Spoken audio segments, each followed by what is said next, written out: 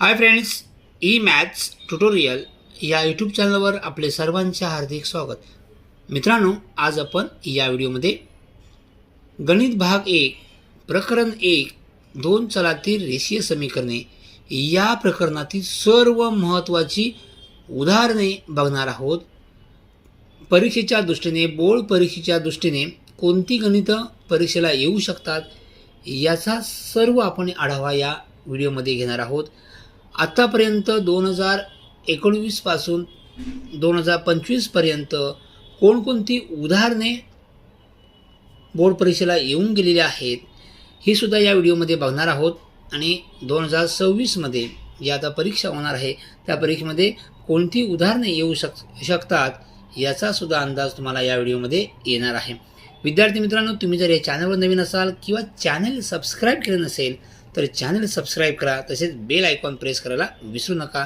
आपण याच प्रकारे प्रत्येक प्रकरणातील महत्त्वाची उदाहरणे, महत्त्वाचे प्रश्न कोणकोणते असणार आहेत ह्या सर्व प्रकरणा वाईज व्हिडिओ आपण बनवणार आहे. पेपर 1, पेपर 2 ह्या दोन्ही पेपरमधील कोणकोणती उदाहरणे महत्त्वाची आहेत ती सर्व आपण व्हिडिओ बनवणार आहोत.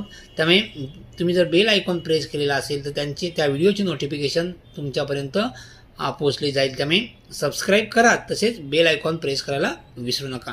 चला तर मग आज आपण प्रकरण 1 दोन चलातील रेषीय समीकरणे या प्रकरणातील महत्त्वाची उदाहरणे बघूया.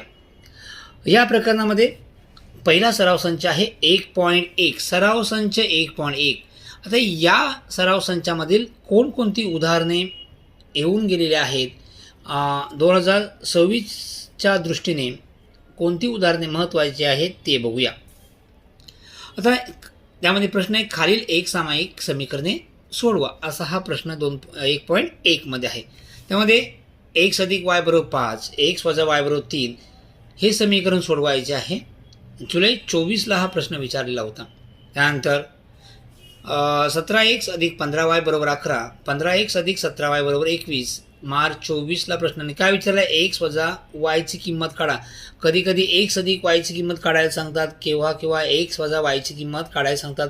तुम्हाला याच प्रकारचे प्रश्न खाली दिसतील. हे प्रश्न बघा सेम. 15x अधिक 17y बरोबर 21, 17x अधिक 15y बरोबर 11 विचारले. कोणती एक्स अधिक वायची किंमत काढायला सांगितले. कधी आहे, जुलै 23. सेम प्रश्न मार्च 24ला विचारलेला आहे. बघा, जुलै 23 नंतर नेक्स्ट एक्झाम मार्च 24ची असते. या एक्झाममध्ये तोच प्रश्न विचारले. बघ, फक्त समीकरण बदललेलं आहे. ओके.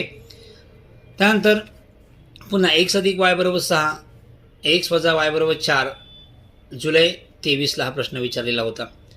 त्यानंतर बघा, एक्स अधिक वाय बरोबर 4, 2x वजा वाय बरोबर 2 मार्च 23ला.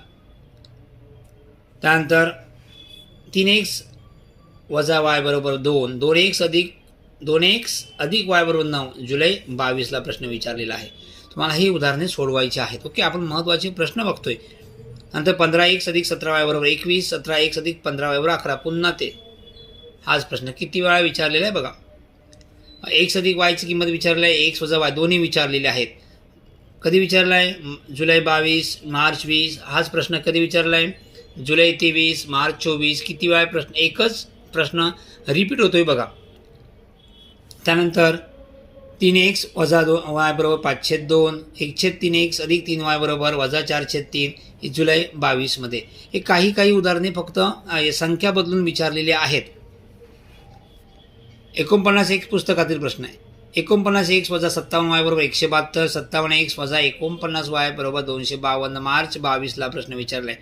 एक्स अधिक वाय, एक्स वजा वायची किंमत काढा जुलै 22, मार्च 20 या प्रकारचे प्रश्न विचारलेले आहेत.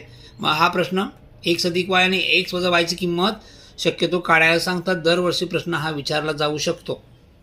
त्यानंतर एक्स अधिक वाय, एक्स अधिक 2y बरोबर 5, 2x अधिक वाय बरोबर 4, एक्स अधिक वायची किंमत विचारलेली आहे.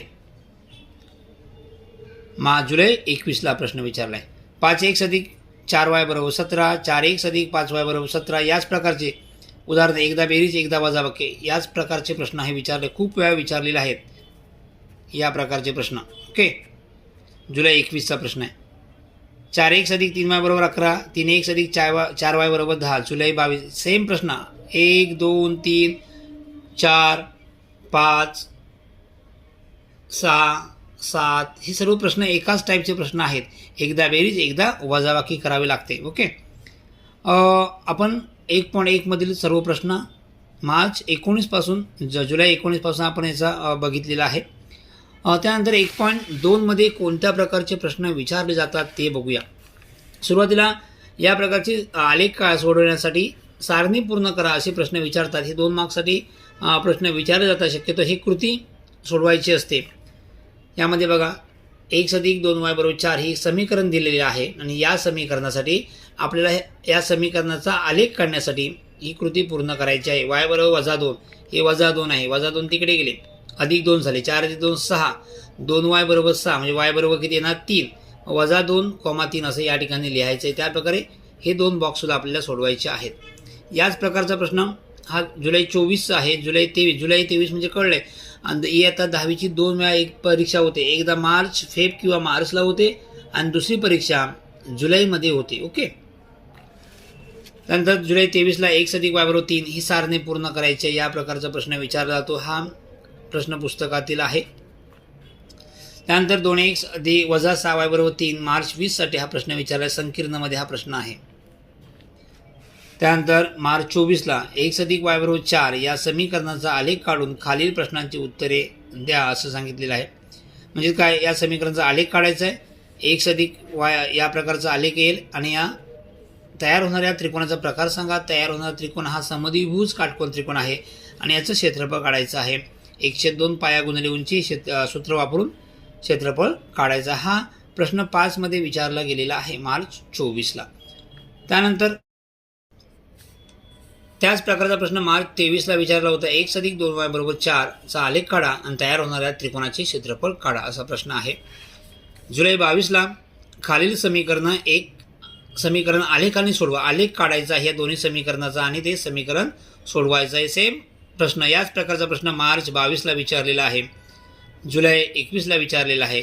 जुलै 20ला सुद्धा विचारलेला आहे. जुलै 19 आणि मार्च 19 याच प्रकारचे हे आलेख पद्धतीने एक सामायिक समीकरण सोडवण्यासाठी सुद्धा विचारलं जातं. आपण 1.2 मधील उदाहरणे पाहिलेली आहेत, महत्त्वाचे प्रश्न पाहिलेले आहेत. तसेच 1.3 महत्त्वाचा प्रश्न आहे. बघा, पुढील निश्चयकाच्या किमती काढा. किती वेळा? मार्च 20, 22, 23, 24, 25 दरवर्षी 20, 21, 22, 23, 24, 25 जवळपास 25 म्हणजे प्रत्येक वर्षी निश्चयकाची किंमत आपल्याला काढायला सांगतात. बघा, हे प्रत्येक वेळा आता मी या ठिकाणी लिहिलेलं आहे. हे बोर्डाला येऊन गेलेले प्रश्न आहेत. हे आपल्याला सोडवायचे आहेत आणि सोडवायचं काय एकाच प्रकारे 5 1 5 आणि हे वजा 1 हा गुणाकार करायचा वजा हा गुणाकार करायचा. हे सर्वांना माहीत आहे. त्यानंतर हा निश्चय का त्यानंतर असतो याचे क्रेमर्स रूल. 1.3 मध्ये आणखी क्रेमर्स रूल आहे. क्रेमर्स रूल बघा, पुढील एक सामायिक समीकरणे क्रेमरच्या पद्धतीने सोडवा. समीकरण तुम्हाला दिसत आहे. जुलै 24, मार्च 24, जुलै 23, मार्च 23, जुलै 21 काही रिपीट होतात प्रश्न सेम. त्यानंतर जुलै 22, मार्च 22 प्रत्येक वर्षी ह्या क्रेमर्स पद्धतीवर क्रेमर्स म्हणजे 1.1 आणि 1.3 वरती प्रश्न विचारले जातातच. त्यामुळे क्रेमर्स पद्धत जर तुम्ही व्यवस्थित केलात तर निश्चयकाची किंमतसुद्धा काढता येते आणि क्रेमर्सच्या पद्धतीने आपल्याला हे एक सामायिक समीकरणे सोडवता येतात. तुम्हाला या प्रकारे कळतं म्हणजे कोणता सराव संचाचा अभ्यास आपण व्यवस्थित केला पाहिजे याचा तुम्हाला या व्हिडिओमधून नक्कीच अंदाज येईल आणि याचा फायदा तुम्हाला परीक्षेमध्ये होईल. 1.5 1.4 मध्ये शक्यतो 1-2 वेळाच त्यावरती प्रश्न विचारले गेलेले आहेत. आता 1.5 बघूया. 1.5 म्हणजे शाब्दिक गणित आहे. त्यामध्ये या प्रकारचे प्रश्न पुस्तकात सुद्धा आहे किंवा प्रश्नसंग्रह सराव संच 1.5 मध्ये हे प्रश्न आहे. हा आयत आहे, यावरून समीकरण तयार करायचे आणि हे सोडवायचे आहे. एम आणि एनच्या किमती काढायच्या आहेत. आयताचे सम्मुखभुजा समान असतात म्हणजे हे समीकरण बरोबर हे करायचं आहे. या प्रकारे हे सोडवायचं आहे.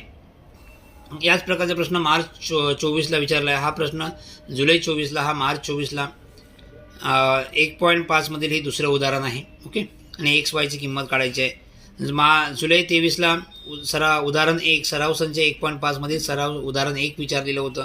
मार्च 22ला संकीर्ण प्रश्नसंग्रहामध्ये उदाहरण प्रश्न 7वा आहे. प्रश्न 7व्यामधील पहिलं उदाहरण विचारले होतं. मार्च 22ला काय विचारलं बा, समद्विभुज त्रिकोणाची परिमिती 24 आहे. एकरूप बाजूंची लांबी पायाच्या दुपटीपेक्षा 13ने लहान आहे, तर सर्व बाजूंची लांबी काढा. या प्रकारचे उदाहरण कदाचित 9वीला असावं. ओके, 9वीला सुद्धा ही प्रकरण आहे, एक सामायिक समीकरणे. त्यानंतर मार्च 22ला विचारले संकीर्ण प्रश्नसंग्रह प्रश्न 7 मधील चौथा प्रश्न. मार्च 21 1 पॉईंट सराव संच 1.5 मध्ये चौथा प्रश्न विचारलेला आहे. जुलै 20 1 पॉईंट सराव संच 1.5 मधील पहिलं उदाहरण विचारलं गेलं होतं आणि मार्च 20 1.5 मध्ये चौथं उदाहरण आहे.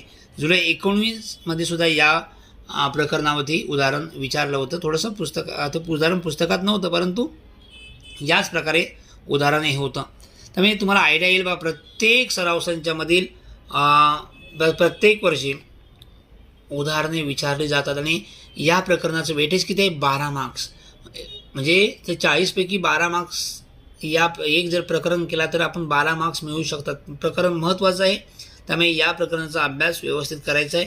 तुम्हाला या व्हिडिओतून तुम्हाला आयडिया आलेल्या आहेत कोणत्या सराव संचामधून कशा प्रकारे उदाहरणे विचारली जाऊ शकतात. नेक्स्ट व्हिडिओ प्रकरण 2मधील आपण महत्त्वाची उदाहरणे महत्त्वाचे प्रश्न बघणार आहोत. तोपर्यंत बाय बाय. थँक्यू.